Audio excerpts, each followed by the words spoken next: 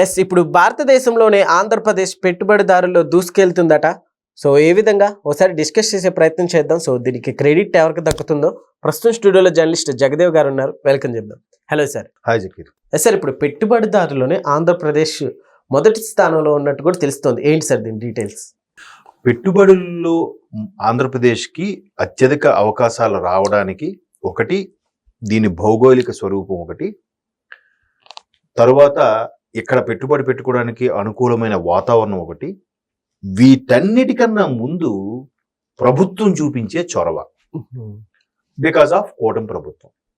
అంటే ఇప్పుడు for example మీ ఇంటికి రావాలి, ఏదో ఫ్రెండ్ అకేషన్కి వచ్చాం, మీ ఇంటికి వచ్చి స్టే చేయాలనుకుంటున్నాం. హోటల్లో చేస్తే బెటర్ కదా, జకీర్ ఇంటికి ఎందుకు వెళ్ళాలి?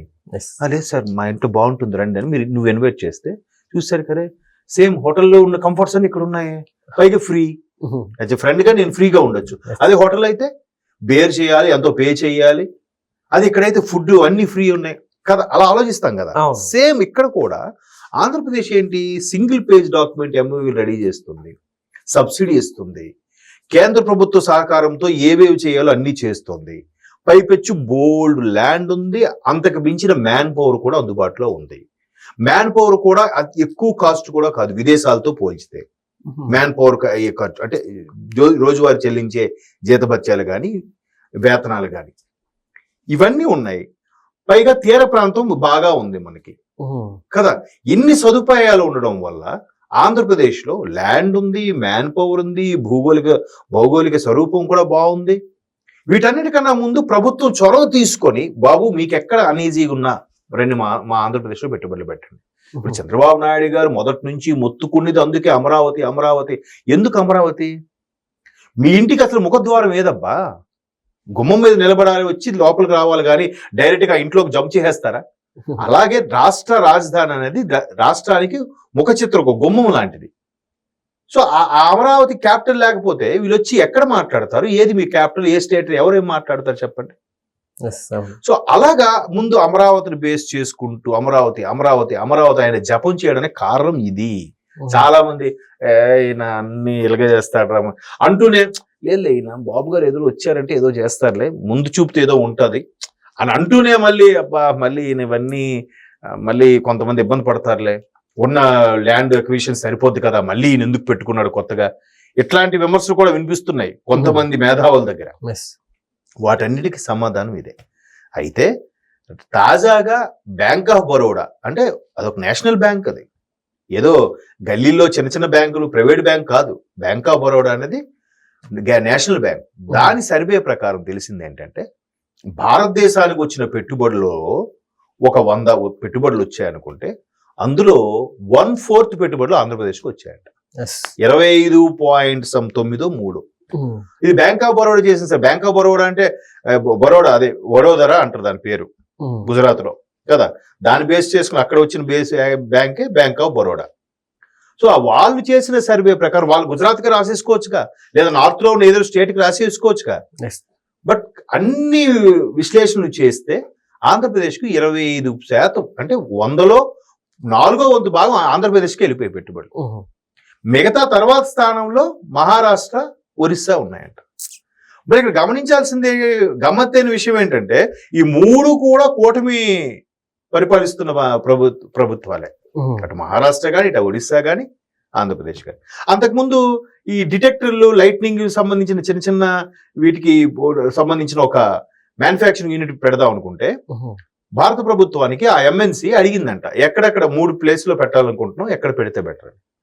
అప్పుడు కేంద్ర ప్రభుత్వం ఒక 5-6 సూచించిందట. సూచిస్తే అందులో వాళ్ళు ఎంచుకునేది 3. ఒకటి హర్యానా, రెండోది ఒడిస్సా, మూడోది ఆంధ్రప్రదేశ్. మళ్ళీ ఆంధ్రప్రదేశ్ ఎలా ఎంచుకున్నారు అంటే వచ్చిన వాళ్ళకి రిసీవింగ్, వాళ్ళకి ఎక్స్ప్లెనేషన్, ఇక్కడ ఇలా ఉంటే బాగుంటుంది, ఇలా అయితే బాగుంటుంది, ఇక్కడ మీకు కావాల్సిన భూమి, మ్యాన్ పవర్, నీటి సదుపాయం, ట్రాన్స్పోర్టింగ్ ఆంధ్రప్రదేశ్ ప్లస్ పాయింట్ ఏంటి? 3 రకాల ట్రాన్స్పోర్ట్లు ఉన్నాయి. జల వనరులు ఉన్నాయి, ఎయిర్పోర్ట్ ద్వారా ఉన్నాయి, బై రోడ్ ద్వారా ఎలాగైనా చేసుకోవచ్చు. సార్ ఇక్కడ మనకి క్రెడిట్ అంతా ఎవరికి వచ్చు అంటే ఎవరి పేరు చెప్తారు? ఇప్పుడు ఆ బ్యాంక్ ఆఫ్ బరోడాలో కూడా ఒక క్రెడిట్ రాస్తూ మినిస్టర్ అని రాస్తే సరిపోయింది కదా. ఆ మినిస్టర్ ఏ వ్యవహారాలు చూస్తున్నారు, హ్యూమన్ రిసోర్స్ చూస్తున్నాడు, ఐటీవి చూస్తున్నాడు అని చెప్తూ రాస్తూ లాస్ట్ లో నారా లోకేష్ అని రాసింది. మీరు ఆ ఆర్టికల్ చూడండి, చదవండి. బ్యాంక్ ఆఫ్ బరోడాకి సంబంధించి మీరు అంటే లోకేష్ గారి గొప్పతనము అంటే మళ్ళీ అంటే భజన అని అనుకోవచ్చు. ఆయన ఏ చిన్న అవకాశాన్ని కూడా వదలట్లే. ఎక్కడ ఈయన మలేషియా వెళ్ళాడు, అక్కడ ఉండే ప్రవాస భారతీయులు, అందులో ప్రవాస ఆంధ్రులు ఎవరు, ఒక మీటింగ్, అఫీషియల్ మీటింగ్ ఉంటుంది అక్కడ ప్రభుత్వంతోనూ అక్కడ మంత్రులతోనూ. అది అయిపోయిన తర్వాత వెంటనే అక్కడ స్థిరపడ్డ ఆంధ్రులతో మీటింగ్ పెడుతున్నాడు. పెట్టి ఏం చేస్తున్నాడు, మీ వల్ల ఏ చిన్న అవకాశం అయినా ఏది చేతనైనా రండి ఆంధ్రప్రదేశ్లో పెట్టుబడులు పెట్టండి, ఇదే మాట. సో అట్లా ఎన్ని విజిట్లు అయితే ఇంతమంది వచ్చి ఉంటారు చెప్పండి.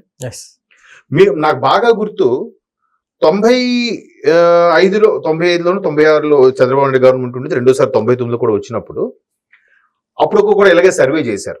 ఒక ఫోర్బ్స్ పత్రిక ఏదో సర్వే చేసిందంట. సర్వే చేసి అసలు అమెరికాకి కానీ లేదా విదేశాలకు కానీ భారతదేశం నుంచి వెళ్ళే ఐటీ నిపుణులు ఎంతమంది అంటే సాఫ్ట్వేర్ ఎంప్లాయీస్ వెళ్తే, అందరూ భారతదేశం నుంచి 100 మంది వెళ్తే అందులో 25 మంది ఆంధ్రులేనంట. ప్రపంచ దేశాలు అన్నిట్లో కల్లా భారతదేశం 1/3 సాఫ్ట్వేర్ ఇంజనీర్ ప్రొడ్యూస్ చేస్తుందంట. అంటే ప్రపంచ దేశాలు అన్నిట్లు కలిపితే 33% భారతదేశం నుంచి వెళ్తున్నారు. ప్రపంచ దేశంలో ఉండే అంతమంది నిపుణులు కలిపితే 100 మంది ఉన్నారు అనుకుంటే 100 మందిలో 33 మంది భారతీయులు. ఆ 33లో మళ్ళీ 25% ఆంధ్రులు, ఐ మీన్ తెలుగు వారు, అప్పుడు ఉమ్మడి ఆంధ్రప్రదేశ్ కాబట్టి. ఎంత గొప్పతనం చెప్పండి. ఆయన ఎందుకు బీటెక్ కాలేజీలో అప్పుడు కూడా ఇన్ని పెట్టాడు అసలు? వాళ్ళకి కావాల్సిన వీసా ఇష్యూ చేయాలి అంటే 10+2+4 చేయాలి. కాబట్టి 10+2+4 డిగ్రీకి 3 ఉంది. లేదు డిగ్రీ తర్వాత మళ్ళీ పీజీ చేయాలంటే ఇంకో 2 ఏళ్ళు, అంటే 10+3 2+3+2 అవుతుంది. సో బీటెక్ అయితే 4 ఏళ్ళు క్లియర్ అయిపోతుంది కదా. అందుకు శరవేగంగా ఆయన బీటెక్ కాలేజీలకి చాలా కాలేజీలకి పర్మిషన్ ఇచ్చాడు. చాలా మంది అనవసరంగా బీటెక్ కాలేజీకి ఎక్కువ చేశారు, బీటెక్ వాల్యూ పడిపోయింది. బీటెక్ వాల్యూ పడిపోలేదు. ఎప్పుడు వాల్యూ పడింది? రియంబర్స్మెంట్ ఇచ్చిన తర్వాత వాల్యూ పడింది. నాకు తెలిసిన వరకు, నాకు కొంతమంది నిపుణులు చెప్పిన వరకు. అలాగని దాన్ని తప్పుగా అనట్లేదు నేను. అండ్ రియంబర్స్మెంట్ ఇవ్వడం వల్ల ఏమైంది, 0 మార్కులు పెద్ద ర్యాంక్ వచ్చినాడు కూడా ఆ రియంబర్స్మెంట్ వల్ల గవర్నమెంట్ ఇచ్చే దాని చదువుకున్నాడు బాగుపడ్డాడు. బట్ ఎక్కువ మంది పర్సంటేజ్ చదివి ఏదో బీటెక్ చదివా ఉంటే ఎవరినైనా బీటెక్. అవును, ఎక్కువ మంది అయిపోతే వాల్యూ పడిపోలే. అది నేను అనేది. అంటే అంతకని ప్రభుత్వం ఇచ్చేదాన్ని విమర్శించేగా నా ఉద్దేశం. సో అలాగే బీటెక్ చేసి పెంచిన వారి వల్ల ఇమీడియట్ గా 10+2+4 అవడం వల్ల ప్రపంచ దేశాల నుంచి 100 మంది వెళ్తే 100 మందిలో 33 మంది భారతీయులు, ఆ 33లో 1/4 తెలుగువారు, because of Chandrababu Naidu government. Same మళ్ళీ ఇప్పుడు మీరు ఎవరికి ఆ క్రెడిట్ దక్కుతుందనంటే లోకేష్ గారికి కూడా అదే క్రెడిట్. ఆయన అదే మేనియాలో వెళ్ళిపోతున్నాడు ఆయన. ఒకసారి చంద్రబాబు నాయుడు గారి పరిపాలన గురించి చాలా మంది చూశారు, చాలా మంది రకాలుగా అనుకున్నారు. అప్పట్లో ఒకే ఒకటి సినిమా వస్తుంది అన్నారు. అర్జున్ సేమ్ చంద్రబాబు నాయుడు గారు చూసే శంకర్ గారు ఈ సినిమా తీశారని కూడా అప్పట్లో అన్నారు. సినిమా తీసిన వాళ్ళు చాలా మంది మంత్రులు కూడా ఇన్స్పైర్ అవ్వచ్చు, అలా తయారవ్వచ్చు కదా. ఎందుకు అవ్వలేకపోయారు? ఒక లోకేష్ గారు ఎందుకు అవుతున్నారు అంటే ఇది కారణం. రండి మీకు ఏ చిన్న అవకాశాన్ని కూడా వదులుకోవట్లేదు. అది చిన్న ఎక్కడ సార్ జస్ట్ 100-200 కోట్ల టర్న్ ఓవర్ కంపెనీ అయితే ఏమైంది? ఆ 100 కోట్ల మంది కూడా 100 మందికి జాబ్ వస్తుంది కదా. రండి, మీకు ఎక్కడ ల్యాండ్ కావాలి చెప్పండి. అది ఇది ఉంది కాబట్టి ఈరోజు ఈ స్థాయిలో పెట్టుబడులు ఇండియాలోనే 25 అంటే 1/4 షేరింగ్ మనం తీసుకుంటున్నామంటే తెలుగు రాష్ట్రాలు, ఎస్పెషల్లీ ఆంధ్రప్రదేశ్, తెలంగాణ కూడా ఉంది. ఎంత ఎస్టాబ్లిష్ అయిన హైదరాబాద్ కూడా 9% ఎంతో షేర్ ఉంది దానికి పెట్టుబడుల్లో. 25 ఎక్కడ, 9 ఎక్కడ చెప్పండి.